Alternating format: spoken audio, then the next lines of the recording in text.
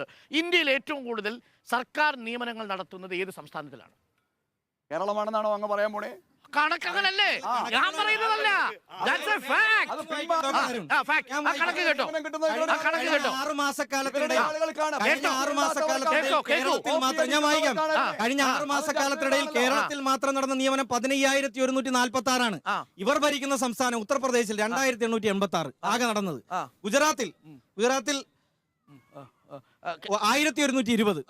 മറ്റ് സംസ്ഥാനങ്ങൾ കേരളത്തിൽ എത്രയാണ്? കേരളത്തിൽ 15,146. 2021 മാത്രം 26,000ഓളം നിയമനം കേരളത്തിൽ നടന്നു PSC വഴി. ഇത് കണക്കാണ്. ഇത് നിങ്ങൾ അതല്ല, PSC വഴി നിയമിച്ച കണക്കാണ്. നിങ്ങൾ ഉത്തരം പറയണം. കേരളത്തിലെ ചെറുപ്പക്കാര്, രാജ്യത്തെ ചെറുപ്പക്കാര് ജോലി പ്രതീക്ഷിക്കുമ്പോൾ നിങ്ങൾ ഉത്തരം പറയണം. BJPക്ക് അതിന് മറുപടിയില്ല. റെയിൽവേ 13.5 ലക്ഷം ആളുകൾ ജോലി എടുത്തിരുന്ന റെയിൽവേ ഇപ്പൊ എത്ര പേരെ ജോലി എടുക്കുന്നത്? 2,90,000 ഒഴിവുകൾ റെയിൽവേയിൽ നികത്താതെ കിടക്കുക. രാഹുൽ, ഒരു നിമിഷം. ശ്രീ സോമൻ, ഞാൻ എല്ലാ ബഹുമാനത്തോടും കൂടി അങ്ങോട്ട് വിയോജിക്കുന്നു. PSC ഇന്ത്യയിൽ തന്നെ ഏറ്റവും വിശ്വാസ്യതയുള്ള ഒരു പരീക്ഷാ റിക്രൂട്ടിംഗ് സംവിധാനമാണ്. അതിനെ അങ്ങ് ദയവ് ചെയ്ത് പ്രേക്ഷകരുടെ മുന്നിൽ ആശങ്ക ഉണ്ടാക്കരുത്. PSC വഴി ഏത് വ്യക്തിക്കാണ് അനധികൃതമായ നിയമനം കിട്ടിയത് അങ്ങൊന്ന് പറയൂ. അങ്ങ് കൊണ്ടുവന്ന വാർത്ത PSC അല്ല, അതൊക്കെ അത് PSC അല്ല, വാർത്തയാണ് നാട് കണ്ടത്. അത് PSC അല്ല, നാട് കണ്ടത് അത് PSC അല്ല. ആരാണ് പിന്നെ? ഏതാ PSC? ആർക്കാണ് ജോലി കിട്ടിയത്? ഇവര് പറയുന്നത് ഇവിടെ സൈനിക മേഖല കരാർവൽക്കരിച്ചു, അഗ്നിപത്ത് നടപ്പിലാക്കി സൈനിക മേഖല കരാർവൽക്കരിച്ചു. അവരാണ് ഇപ്പൊ പറയുന്നത് സൈന്യത്തിൽ, കരസേനയിൽ, വ്യോമസേനയിൽ, നാവികസേനയിൽ പുതിയതായിട്ട് ആളെടുക്കുന്നില്ല. നിങ്ങൾ പറഞ്ഞോളൂ. രാജ്യത്ത് ചെറുപ്പക്കാർ വലിയ പ്രതിഷേധത്തിലാണ്. ശിവരഞ്ജിത്ത് ക്രിമിനൽ കേസിൽ പ്രതിയായി ജയിലിൽ പോയപ്പോഴെ മാറ്റേണ്ടി വന്നു. അപ്പൊ ഇവര് ഭരിച്ചുകൊണ്ടിരിക്കുമ്പോ ഈ PSCയുടെ വിശ്വാസ്യതയും PSC വഴി ജോലി കൊടുത്ത കണക്കൊന്നും പറയണ്ട. ഈ DYFIയുടെയും SFIയുടെയും സഖാക്കളെ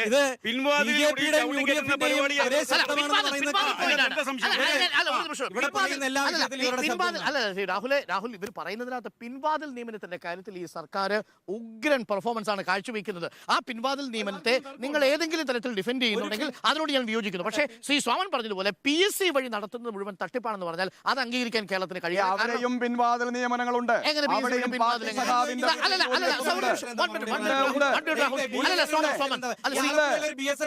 കാനറ ബാങ്ക് ആണ് അവിടെ വാടക കൊടുത്തിരിക്കുന്നത്. ഇരുമ്പ് പാലത്തിന്റെ അടുത്തുള്ള BSNL ഓഫീസ് ഇപ്പൊ കാനറ ബാങ്കിന് വാടക ഓഫീസ് മുഴുവൻ അടച്ചുപൂട്ടുകയാണ്. ആസ്തി വിറ്റഴിക്കുകയാണ്, വാടക കൊടുക്കുകയാണ്. ഇതിനൊന്നും ഒരു കേരളത്തിൽ ഏറ്റവും കൂടുതൽ നിയമനം നടക്കുന്ന സംസ്ഥാനമാണ് കേരളം.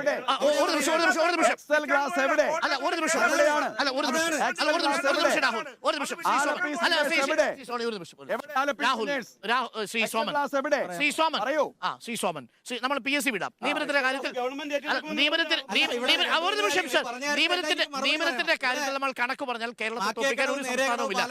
ഒരു നിമിഷം സാർ, അത് ഏതെങ്കിലും തരത്തിൽ CPM-ന്റെ കാലം മാത്രമല്ല, അത് UDF-ന്റെ കാലത്തും നിയമനങ്ങൾ നടക്കുന്നുണ്ട് PSC-യിൽ. ഇനി BJP വന്നാലും നടക്കട്ടെ, കേരളത്തിൽ ഇനി BJP-യാണ് ഭരിക്കുന്നത്. PSC-യുടെ വിശ്വാസ്യത അങ്ങ് ദയവ് ചെയ്ത് തകർക്കരുത്. പക്ഷെ അങ്ങ് പറഞ്ഞൊരു പ്രധാനപ്പെട്ട പ്രശ്നമുണ്ട്. പിൻവാതിൽ നിയമനമടക്കമുള്ള കാര്യങ്ങൾ ചെറുപ്പക്കാർക്ക് തൊഴിലില്ലാത്തൊരവസ്ഥയുണ്ടാവുന്നു. ഇത് കേരളത്തിലും പെരുകുന്നു. അതുകൊണ്ടാണ് കേരളത്തിൽ നിന്ന് ആളുകൾ പുറത്തേക്ക് പോകുന്നത്. കേരളത്തിൽ നിന്ന് യൂറോപ്പിലേക്കുള്ള ഒഴുക്കിനെ തടയാൻ നിങ്ങളുടെ കയ്യിൽ എന്തുണ്ട് സാർ?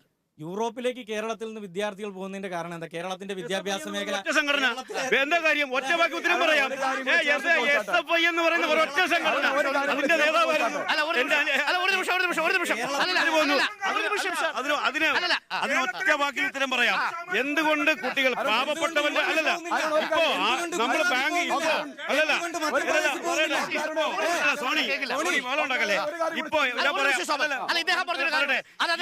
വിശദീകരിക്കുന്നു എന്നെനിക്ക് താല്പര്യമുണ്ട്. ഒരു നിമിഷം സാർ, അങ്ങ് പറഞ്ഞത് കേരളത്തിൽ നിന്ന് ഇത്രയും 35,000 ആളുകൾ പ്രതിവർഷം ശരാശരി യൂറോപ്പിലേക്കും കാനഡയിലേക്കും പോകുന്നത് SFI. ഒരു നിമിഷം സാർ, ഒരു നിമിഷം SFI കാരണമാണെന്നാണ് താങ്കൾ പറഞ്ഞത്. അതെങ്ങനെയാണെന്ന് വിശദീകരിക്കും. ഇവിടെ അറിയാമല്ലോ, നിരന്തര സമരങ്ങൾ. ഭരണത്തലവനായ ഗവർണറെ പോലും വഴി തടഞ്ഞു നിർത്തി. SFIയുടെ 45 ക്രിമിനൽ കേസ്,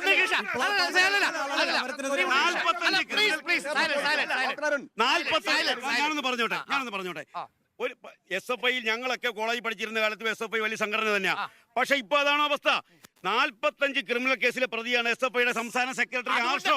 ഒരു വിദ്യാർത്ഥി സംഘടന, ഒരു ക്രിമിനൽ, കേരളം കണ്ട ഏറ്റവും വലിയ മഹാരാജാസ് കോളേജിൽ നടന്ന് നമ്മൾ കണ്ടതാണ്. വിദ്യ എന്ന് ഈ ഒരു സംഘടന നിരോധിച്ചാൽ എന്താണ് കേരളത്തിലെ ചെറുപ്പക്കാർ കേരളം വിട്ടു പോകുന്നതിന് പിന്നിൽ SFI ആണ്. ആർഷയുടെ പിന്നിൽ ക്രിമിനൽ കേസ് ഉള്ളതുകൊണ്ട് കേരളത്തിലെ ചെറുപ്പക്കാർ അത് ഈ സംഘടന കേരളത്തിലെ കലാലയങ്ങളെ നശിപ്പിച്ചു. വിദ്യാഭ്യാസ നിലവാരം. ഒരു കാര്യം ഞാൻ പറയാം, നമ്മുടെ ഉന്നത വിദ്യാഭ്യാസ ഡയറക്ടർ സംസാരിച്ച് എന്റെ ഒരു ഓഡിയോ പുറത്തു വന്നല്ലോ.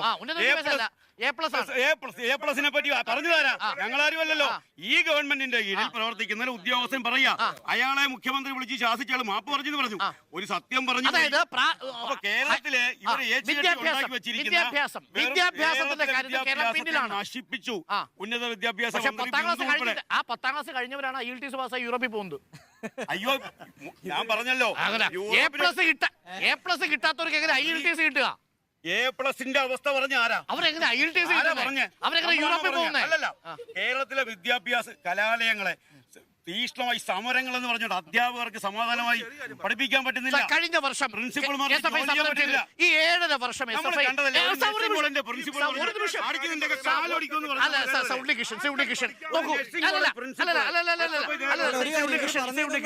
ഒരു നിമിഷം രാഹുൽ, അത് സമയം കിട്ടും. പക്ഷേ ഒരു നിമിഷം സോണി നോക്കൂ, ഉണ്ണികൃഷ്ണൻ അങ്ങ് പറഞ്ഞത് SFI സമരം നടത്തിയിട്ടുണ്ട്. 7.5 വർഷം കേരളത്തിൽ SFI ആർക്കെതിരെ സമരം നടത്തിയിട്ടുണ്ട്?